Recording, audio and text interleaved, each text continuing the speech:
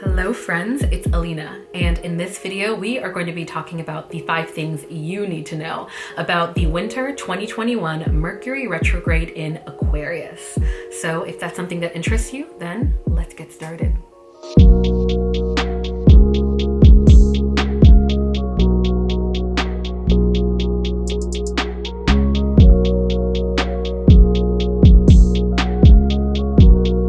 Hello friends, welcome back to the channel. If you aren't already subscribed, you gotta do it. I not only do rundown videos on 5 things you need to know about different transit, astrological events, wellness, nutrition, living a holistic lifestyle in alignment with nature and the stars. Anyway, with all of that said, we are going to be talking about all things Mercury retrograde. We're going to be talking about the common misconceptions, why you don't necessarily need to be that afraid, how to harness this energy, how to ride it like a wave, okay? Because waves are big this time around. And we're going to be specifically talking about this Mercury retrograde going on from January 30th to February 20th in 2021, how it's one of 3 in an air sign in 2021, how that impacts us, why this is more potent because of these things, and a lot more. So if any of that interests you, then let's go ahead and dive in.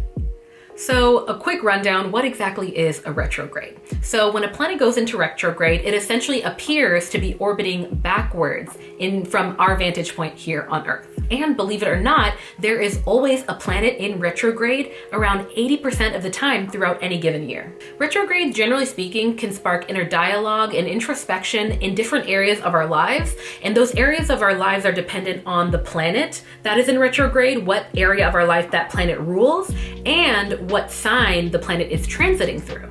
So for example, the planet that's in retrograde is Mercury. It generally sort of rules our communication, our spreading of information, and our critical thinking skills. And then it's transiting in the sign of Aquarius, which also impacts our thinking, our communication skills, our creativity, and how progressive we can get. A lot of times people can get really scared of retrogrades. They can blame every little thing in their life on a retrograde. And the way that I like to describe retrogrades for any of you who are trying to understand from a holistic perspective, the good and the bad, because it isn't all just bad, is kind of like a boat. Say that you're a boat, and most of the time throughout the entire year when there aren't retrogrades in this specific area of your life, you're kind of just floating along. And then a retrograde comes and it's kind of like a storm that almost acts as a stress test. So that after the storm, you realize, oh, actually, I have holes in this area of my boat. I actually need to patch this area up. I need to talk to these staff members on my boat. And it almost acts as a catalyst to you bettering your ship, that being who you are as a person. So that's kind of what we're going to dive into talking about today, how this specific retrograde can impact all of these things. Next, why exactly is this retrograde going to be so impactful? So there will be 3 retrogrades this year, and they will all be in air signs. Now, air signs, that being the signs of Aquarius, Gemini, and Libra, are considered the intellectual communicators of the sort of zodiac arena. So these retrogrades will bring in big themes of communication, critical thinking, and just intellectually sharing information. This retrograde is also a part of the big 2021 Aquarius stellium, which essentially means it's a part of a whopping 6 planets that will all be in the sign of Aquarius this year. This, generally speaking, is also in the whole sort of event that was started by the Great Conjunction last year on December 21st,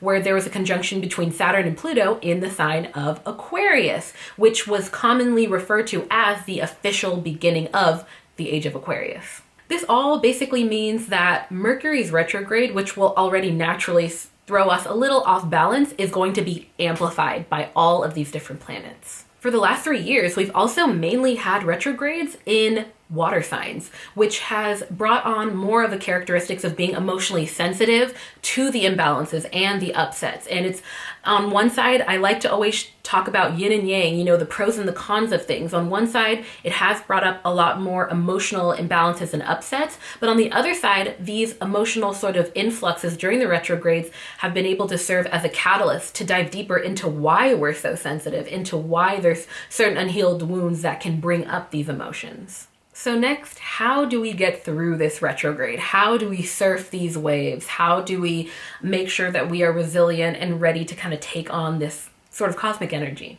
First, it's going to be really important to be extra intentional about how you communicate. This can be specifically when it comes to communities, collaborative exchanges, your work area, and even family and interpersonal relationships. So for example, something that specifically comes to mind is when you're on Facebook or social media, before you hit post, do you really want to repost that thing before you maybe double check or fact check the information? Critical thinking is also going to be a very big theme around this time. Again, these air signs, all about information exchange through the air. So there can be hiccups and imbalances there. So you'll want to definitely be more conscious about how you say things. Another specific example is maybe when you're sending out a message in a group chat, or you're communicating with somebody, really check in and see if you're saying it out of the ego aspect of things, or maybe you're saying it out of an emotional standpoint, and really consider if you're communicating it clearly. Because a big theme that will go on during this retrograde will be miscommunication potentially. And again, it's a stress test. It's a reflection of where you're at when it comes to thinking before you speak. And so if you're conscious of that, it'll be fine. But again, a lot of these things are just lessons for us to learn for how to better approach our communities in general. As Mercury is also considered the planet that dictates technology, this will be an important time to change your old passwords, finally invest in that external drive for all those photos and videos you've been saving on your laptop. Make sure that you get insurance when you buy new electronics, or maybe postpone getting new electronics. This can also be an important time to finally invest in those different features like, iCloud and all those different sort of features that they have where you can safely protect and store all of your information in a virtual space. Next, with this specific retrograde being in the sign of the free thinking and progressive Aquarius, it will also be important to, again, going back to the communication aspect, be very careful about the things that you say and be focused on avoiding miscommunication. We should be extra attentive and careful around things like disagreements, misunderstandings, and bring in more of an energy of empathy and patience for people during this time. Because there will likely, I can already see it now, different situations where somebody might message you online or tell you something, and your knee-jerk reaction is like, excuse me? What was that? And there is a high possibility that you just misinterpreted what they said, or there was a miscommunication. So adding on those additional questions to those emails of, oh, can you explain that further? And just asking for more clarity. That's a really big thing that I'm getting for right now. Just simply give people a little bit more of the benefit of the doubt and try to just get more understanding. Sometimes they really are being rude or whatever, but giving everyone that benefit of the doubt initially will be a very helpful sort of thing and way to approach this retrograde. And finally, on that same focus of, this retrograde being in Aquarius, Aquarius is a sign of thinking outside of the box, getting creative, being different, being proud of being innovative. So if you have ideas that are coming up that are creative and that could be innovative or could help fix something and it's a little outside of the box, what I'm really getting for this time is don't let your inner critic or your limiting beliefs get in your way. Now is the time where you will be so supported if you do decide to act on that. And the other thing too about innovation, I feel called to remind y'all, is that innovation doesn't necessarily mean that it saves the world, which it definitely can be something that can save the world. There's two sides of it. Let's talk about the dichotomy, the yin and yang, the different aspects of things, right? There's the interpersonal world that, for example, maybe you come up with a creative or an innovative idea that helps you relationship-wise with your family, your friends, or your loved ones. You come up with new ideas. What I'm getting is if you come up with these ideas, don't be afraid to let them out, to speak that, or to maybe write it out at the very least and flesh it out and have it on a piece of paper to refer back to.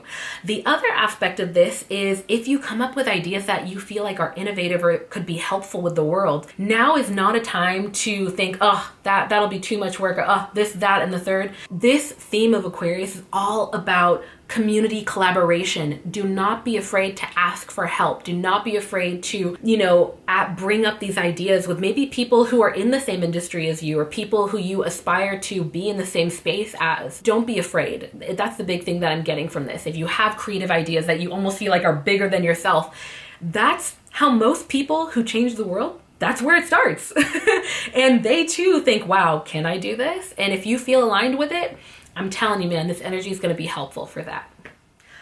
All right, y'all, if you made it to the end of this video, please comment if you've already been feeling some of this energy already. Comment anything that came up for you. And if you don't want to do any of that, just comment 3 cloud emojis. I don't know why I associate clouds with air, but there's not a lot of emoji air signs anyway. And when you do this, this helps to tell the YouTube algorithm, the powers that be, that you enjoy content like this, and it helps me, a small but growing creator, continue to grow. And finally, a large portion of what I talked about in this video is actually referenced from the Auralign planner. It's an astrology planner that I created for 2021 that has all of 2021's transits, dedicated full and new moon ritual pages where you can write out and flesh out things.